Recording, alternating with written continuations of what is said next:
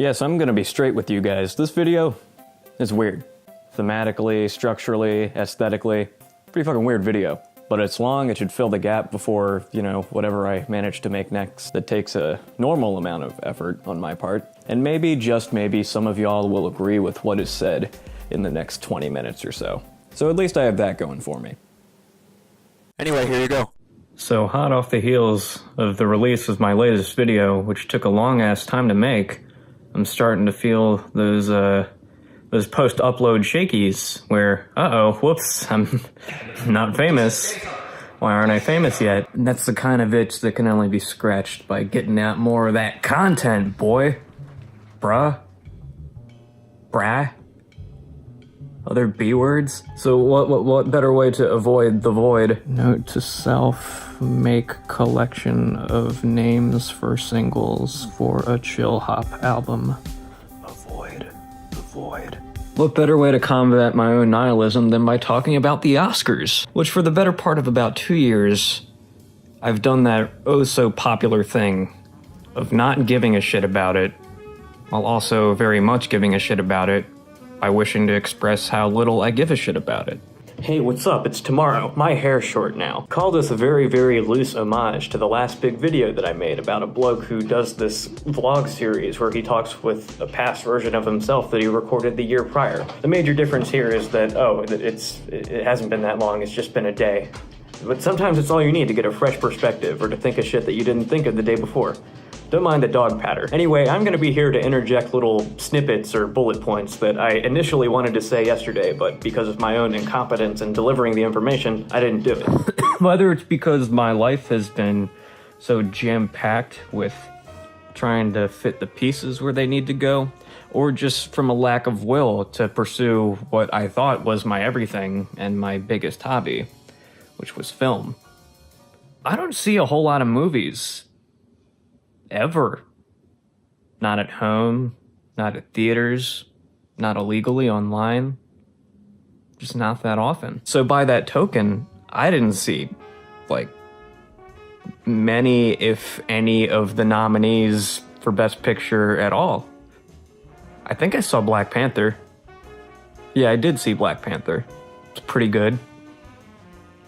It's a pretty culturally significant movie, so in a lot of ways, it's cool that it got that kind of nomination. Hell, on that boat that I was on that I talked about a fucking month ago, I'm like caring less and less about disclosing details about that thing because who gives a shit? It's Lanooski's YouTube channel. It's not like this dossier that exposes the inner workings of a goddamn jazz cruise. It was a jazz cruise, a very jazz-heavy audience, a very black patronage on this ship. And it was on this ship that I was able to see just how important and cool of a concept that Black Panther is as a blockbuster thing that people get into. The draw of this film was so powerful that people who otherwise wouldn't do such weeby shit as putting on costumes and dedicating a whole night to a single nerdy work were dressing up as Wakanda citizens or warriors or political figures or whatever qualifies you to wear really elaborate Afro-future costumes. Just a whole ship showing love to a comic book movie. And it's not like some niche Comic-Con audience. It's like a regular, fun-loving, I'm gonna go on a cruise type of audience. Really elaborate costumes, a really elaborate light show with a DJ and a contest to see who put on the best shit. It's just, it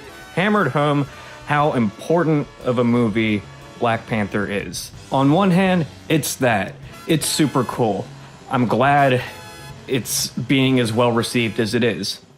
It also happens to not even be the best Marvel movie that came out that year. And this is where we get a little political, sorry. Ooh, ouch, the P word.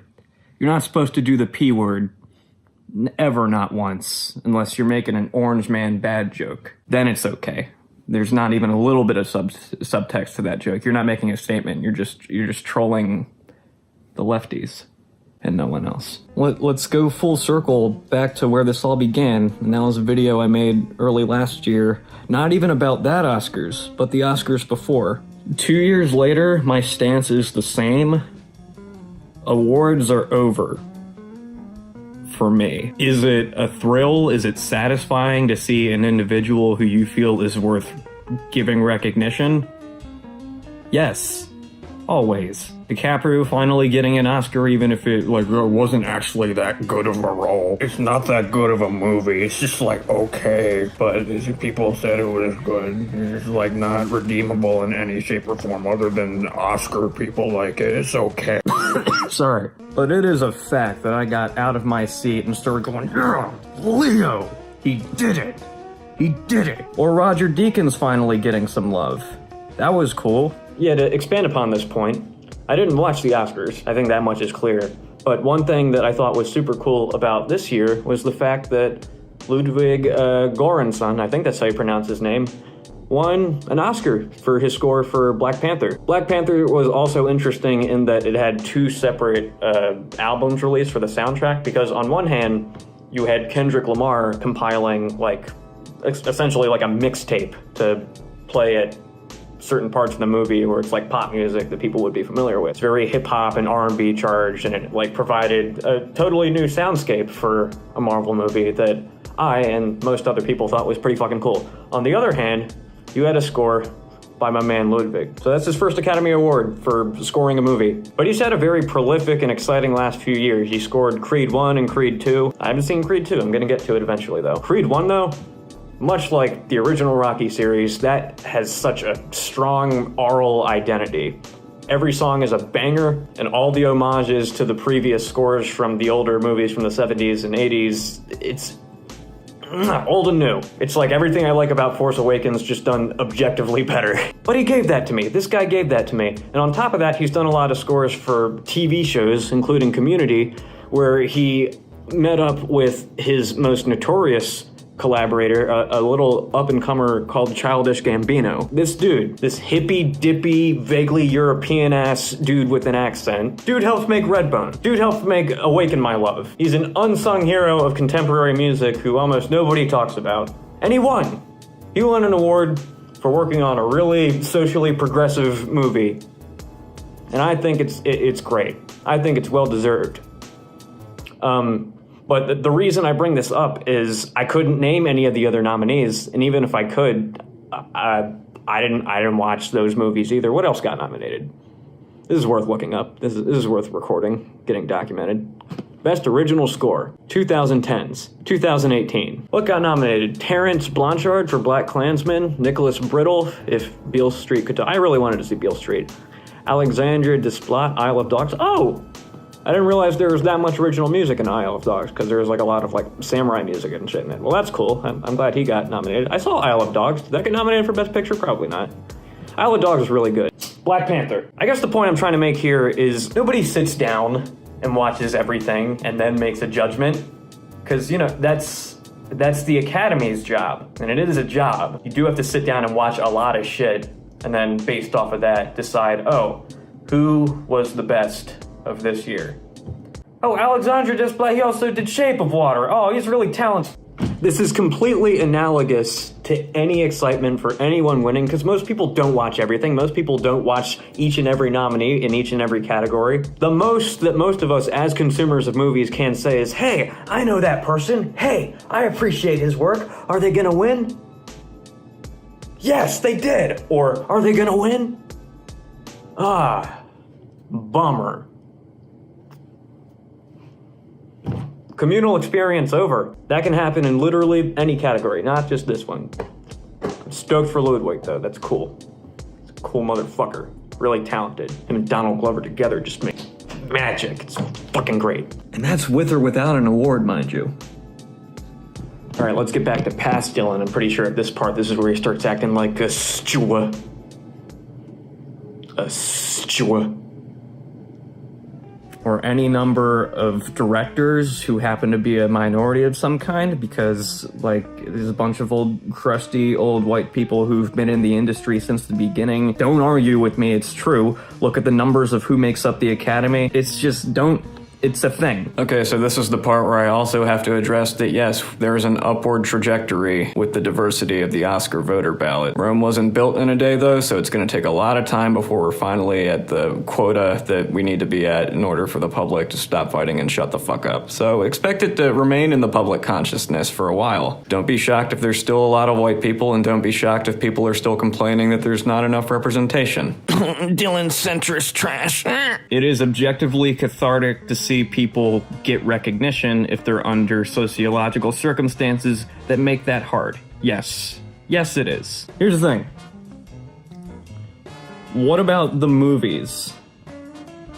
I know I'm in like this really neutral centrist camp who just wants to talk about the art that these awards are built around, but apparently even the Academy itself doesn't really give that much of a shit about it, so why would anyone else? Why would anyone else care if a movie is envelope-pushing or game-changing or just, like, masterfully done in any capacity? That's for film Twitter, alright? That's for all the elitists who are, like, the movie guys. They're just, like, up their own ass about everything, not like us.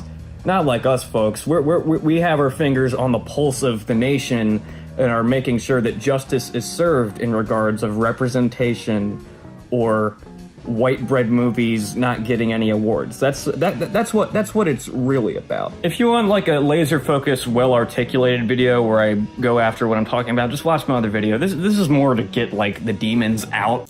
Yeah, I mean, I'd say I'm still pretty proud of that video, you know, despite the fact that it was shot on a goddamn webcam and could easily alienate people who would otherwise watch it because of this weird place it falls production quality-wise. There's also the fact of the matter that it was largely fueled by the fact that the movie that I really, really liked at the time was getting shat on for a solid year, just because it was the opposition to what should be the true champion of the Oscars of 2017 films. But yeah, I'd still recommend it. It's a fun watch, I think.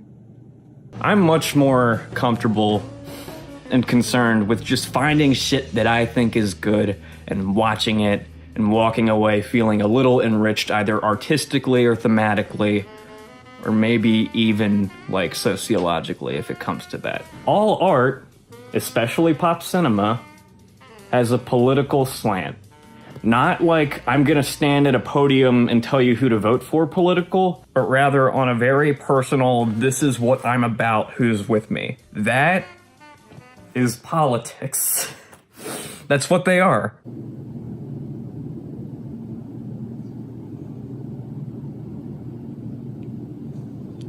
Fucking idiot. So this isn't even about like, politics should stay out of my movies. No, that's dumb, and no one should ever unironically say that, because that's not how art or the world works. There's always gonna be a little something in whatever you're consuming. Hell, actively trying to not put anything into something that's gonna be put out there and consumed by, that's political. That's a political move. You're committing to a political lens or viewpoint and trying to propagate it with your work. That's what you're doing. So all this to say, there's no avoiding that shit, and I'm acutely aware of that. What I'm missing is the spiritual satisfaction of experiencing a story or just like being taken on a little adventure that's done in a way that I find visually or rhythmically or auditorially exciting. Like, I miss that. There was a point in my life where that was the main thing, and I didn't even have to think about that other shit because it remained on the subconscious. It was there. I wasn't ignoring it. It wasn't falling on deaf ears. It's just like, it's not what I'm actively thinking about when I'm going to the cinema. I'm fucking sick of it. And there's so many factors pulling award shows, specifically the Oscars, in just diametrically opposed directions that no one's ever going to be satisfied about anything. Because the Academy's in this hard place where, yeah, they're boomer dinosaurs and they keep, like, picking the cringiest choices, but, like, of course. Why wouldn't they? It's a big old circle jerk of people who have been doing the same thing for generation after generation. Their tastes aren't going to evolve because they literally can't let themselves in order to keep the people who feel like they deserve to be there in there. What's up? It's future Dylan. My hair's still short, but it's messy now, and I'm at some kind of medium point of the grouch level between yesterday Dylan and the day before Dylan. This is the Dylan who hasn't had enough coffee yet keeps making diversions for himself that make his coffee cold and not quite as drinkable.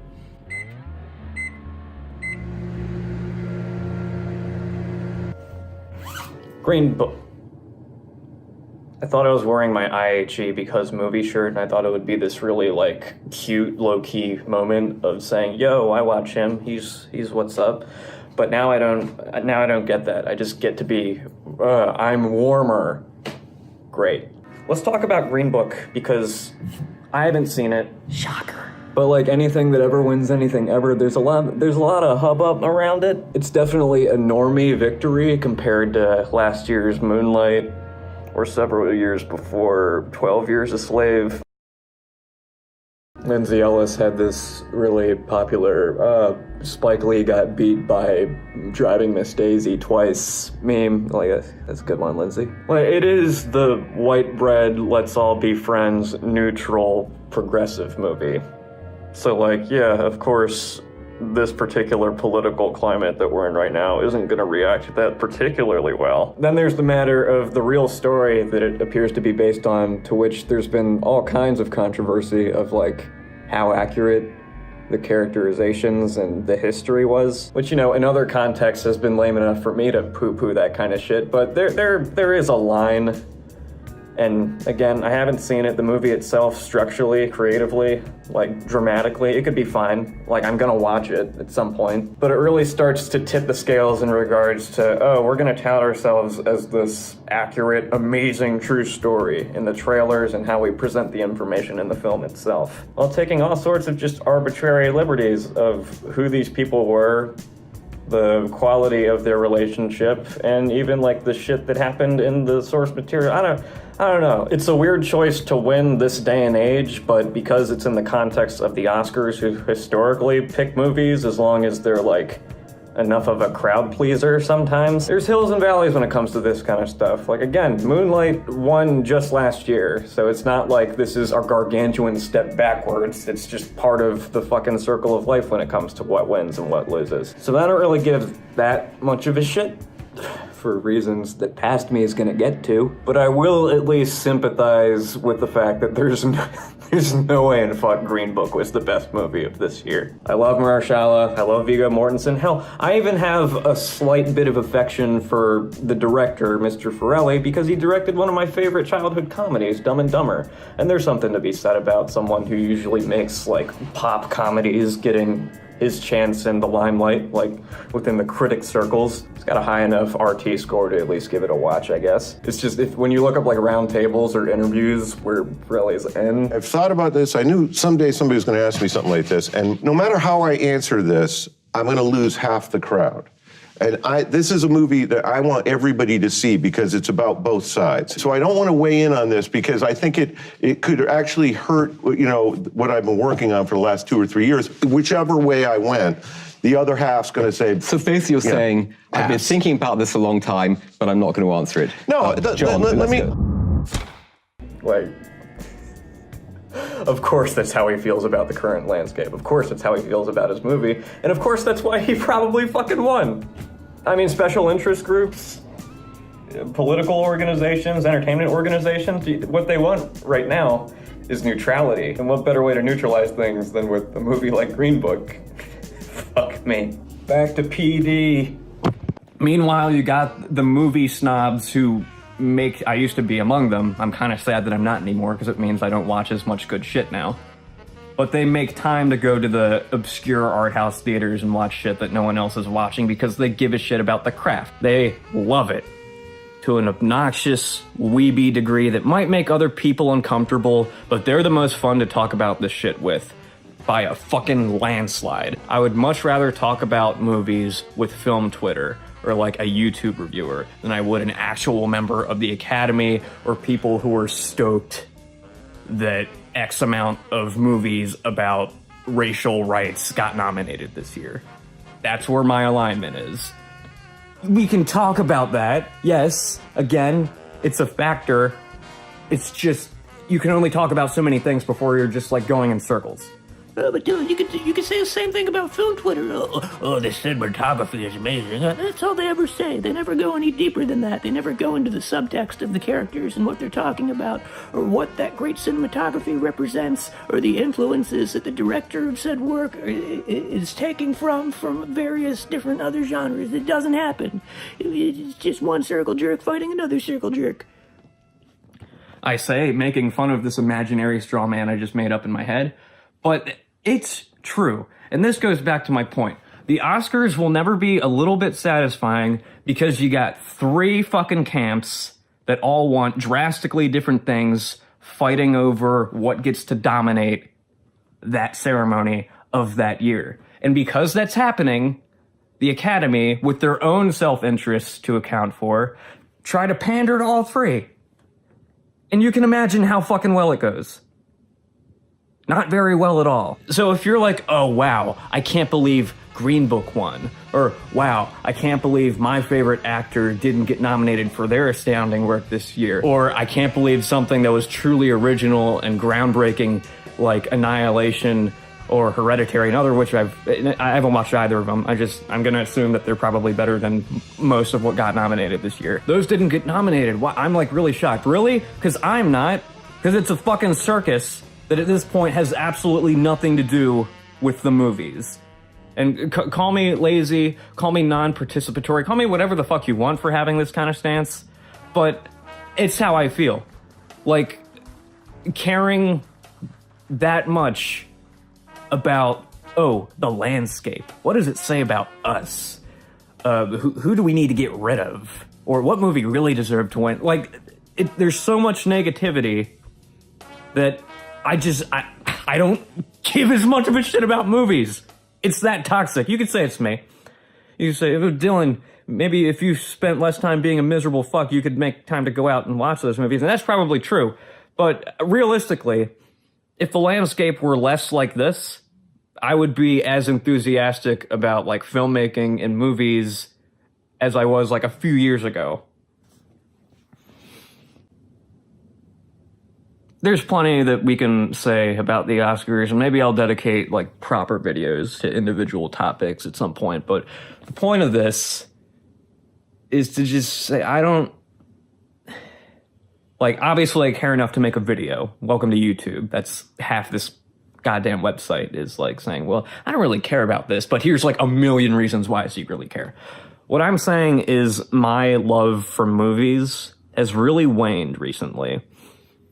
Part of it's, I don't know, being sick or just not having my eggs in that basket currently, or not making enough stuff myself or watching enough stuff myself. But I log on Twitter and I'm like, oh wow, watch Spike Lee own normie Oscar camp, or people legitimately standing or bandwagoning against Green Book. I'm like, this doesn't matter. None of this matters. Use it as a checklist. Just use the Oscars as a really neat, convenient little to-do list of shit to check out. If you want to dismantle the structure of film culture and how we celebrate and admire film, give less of a shit. Give them less power. Don't tune in. Don't talk about it. Just go out, watch shit that you think is good, and through a critical lens, talk about why you like it. Doesn't have to be this much of a goddamn circus.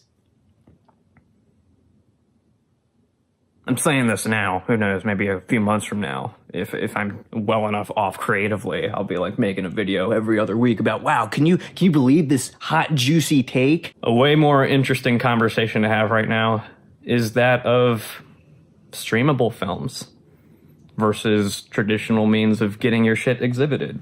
There's a lot of hot, spicy takes being just spewed out by all sorts of major figures.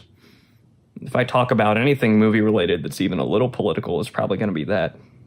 Again, political as in oh wow, I'm for or against this in the industry, not like We need to treat all of our troops like heroes, so here's 3 or 4 movies that are exclusively about that. No need to humanize these people who go out and shoot brown poor folk for our freedom or whatever the fuck. Let's just treat it like Call of Duty. Here's what actually happened with the housing crisis. Do you believe that shit? Probably not, because you're a stupid consumerist American. Here's a celebrity you know to tell you how stupid you are. Is this a really brazen style of filmmaking? Well, you bet your ass it is. Here's George W. Bush and Dick Cheney, played by 2 great method actors. Whoa! With some postmodern editing tricks to make it feel cartoony and like really on the nose, but it's what we deserve as a nation. I'm Adam McKay. I'll watch Vice eventually when I'm not wishing for the meteor to hit us early.